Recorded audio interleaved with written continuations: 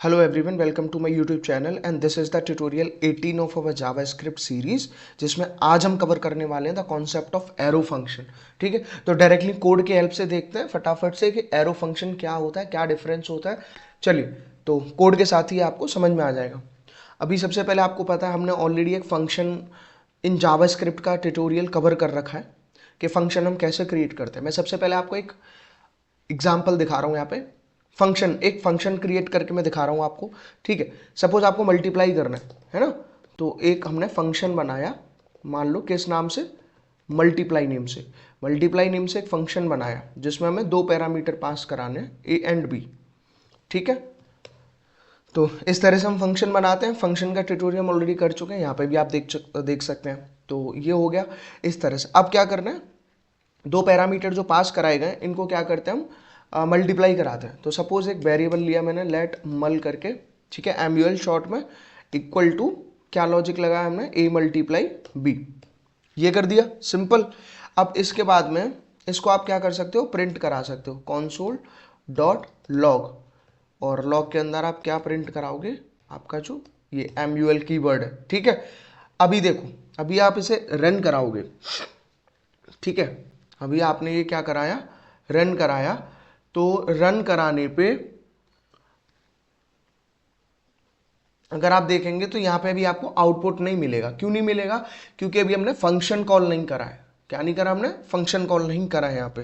तो सबसे पहले हमें क्या करना पड़ेगा, फंक्शन कॉल करना पड़ेगा। तो फंक्शन का नाम क्या है आपका, मल्टीप्लाई। ठीक है, मल्टीप्लाई। अब मल्टीप्लाई जब आप कॉल करोगे फंक्शन को, ये हम क्या कर रहे हैं यहाँ पे, कॉलिंग द फंक्शन।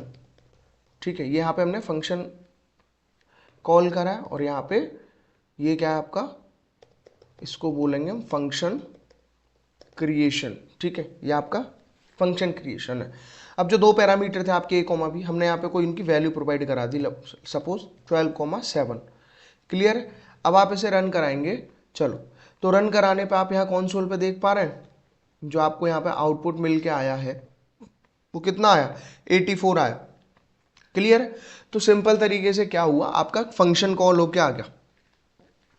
ठीक है, तो ये आपका ट्रेडिशनल मेथड है, ये आपका ट्रेडिशनल मेथड है फंक्शन क्रिएट करने का और उसे कॉल करने का।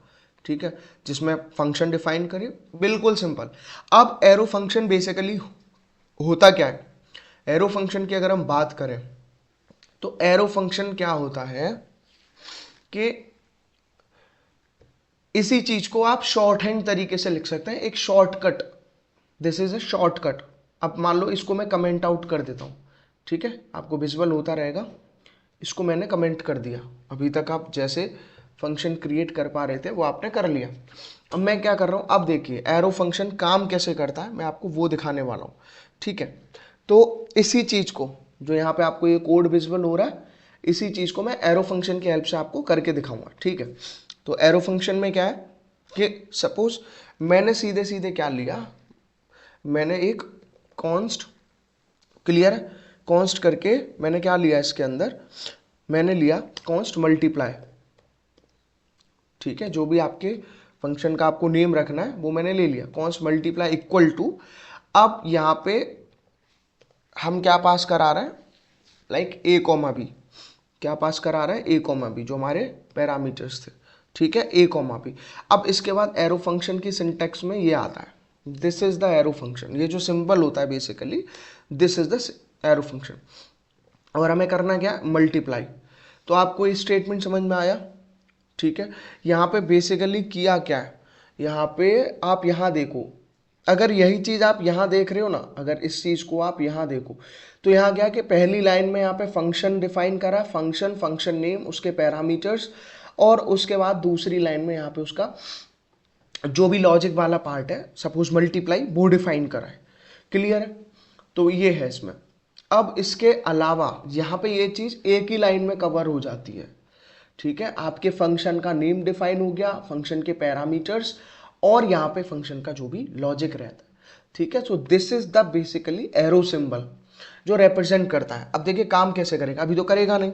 अब हमें आगे क्या करना है, इसको कॉल कराना पड़ेगा। क्या करना पड़ेगा, कॉलिंग फंक्शन, इसको आप कॉल कराओगे। अब कॉल कराने में आप कॉल कैसे कराओगे, ठीक है, आपको रिजल्ट तो स्टोर कराना पड़ेगा। रिजल्ट कैसे स्टोर कराना पड़ेगा, सपोज मैंने कॉन्स्ट ही डिफाइन कर दी यहाँ पे, कॉन्स्ट रिजल्ट, और रिजल्ट इक्वल टू आपका जो फंक्शन का नेम था क्या था, मल्टीप्लाई, और सपोज मैंने यहाँ पे दो वैल्यूज यहाँ पे पास करा दी, सपोज 15,19। क्लियर है। अब इसको अभी भी नहीं होगा क्योंकि अभी तो फंक्शन कॉल हुआ, इसको आपको डिस्प्ले कराना पड़ेगा। तो डिस्प्ले कराने के लिए मतलब आप डिस्प्ले कैसे कराते हो, display the function, display the function, function को आप डिस्प्ले कैसे कराओगे, सीधे सीधे console डॉट लॉग, और console डॉट लॉग के अंदर आप क्या वैल्यू पास कराओगे, जो आपने रिजल्ट के अंदर जो कांस्टेंट डिफाइन करा है उसके अंदर वैल्यूज स्टोर कराई है। क्लियर है। चलो इसका आउटपुट देखते हैं। तो यहाँ पे आपको देखो 285 इस तरह से आपको यहाँ पे आउटपुट मिल जाता है। क्लियर, यहाँ पे आपको आउटपुट शो हो रहा है 285। तो समझ में आया क्या डिफरेंस है। अब देखो मैं क्या यहाँ पे क्या है कि ये जरूरी है पैरेंथेसिस, एक तरीका तो सिंपली ये है। क्लियर है। अब देखो मैं अगर आप यहाँ पे देखो कुछ, अगर हम एरर्स फाइंड आउट करने की कोशिश करें तो एक मेथड तो ये हुआ।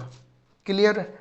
अब और क्या कर सकते हो, अगर आप डायरेक्टली यूज करना चाह रहे हो तो डायरेक्टली में कैसे यूज करोगे, सपोज मैंने अभी इसको कमेंट आउट कर दिया, ठीक है, मैंने इसको भी क्या कर दिया, अभी कमेंट आउट कर दिया।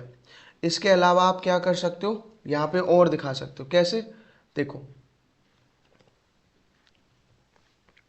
चलो अभी मैं आपको बताता हूँ। यहाँ पे आप क्या कर सकते हो, जैसे आपने दोबारा से बनाया, मैं एक एरो फंक्शन फिर क्रिएट कर रहा हूँ, सपोज कॉन्स्ट मल्टीप्लाई के नाम से, या मान लो सम के नाम से कर रहा हूँ, कॉल्ड सम। ठीक है। अब सम करके कौन सम इक्वल टू, मैंने क्या करा, डायरेक्टली यहीं पे वैल्यूज पास करा दी, या यहाँ पे नहीं करानी है तो आप इसे एम्प्टी छोड़ सकते हो, और इस तरह आपका एरो फंक्शन रहा, और ये रहा आपका लॉजिक। ठीक है। अब यहाँ पे पैरामीटर्स नहीं आए हैं। क्लियर है। तो आप डायरेक्टली क्या कर सकते हो, आप ऐसे भी लिख सकते हो, सपोज मुझे 45 + 18 ये चाहिए। ठीक है। इसके अलावा आप फिर क्या करोगे, इसको कॉल करोगे। ठीक है। अब कॉल करोगे तो कैसे करोगे, यहाँ पे कॉन्स्ट और मान लो रिजल्ट के अंदर आप इसको स्टोर कराना चाह रहे हो, तो रिजल्ट इक्वल टू क्या है आपके फंक्शन का नेम, सम, दैट्स इट। ये कराया, और इसके बाद में console डॉट लॉग आप इसको रिजल्ट को स्टोर कराओगे। चलो तो आंसर अगर हम देखेंगे इसका, तो आपको आंसर क्या मिलेगा इसका। ठीक है। आप इसका आंसर यहाँ पे चेक करेंगे तो आपको आंसर यहाँ पे मिल के आ गया 63। ठीक है। 45 + 8 कितना होता है, 63। ठीक है।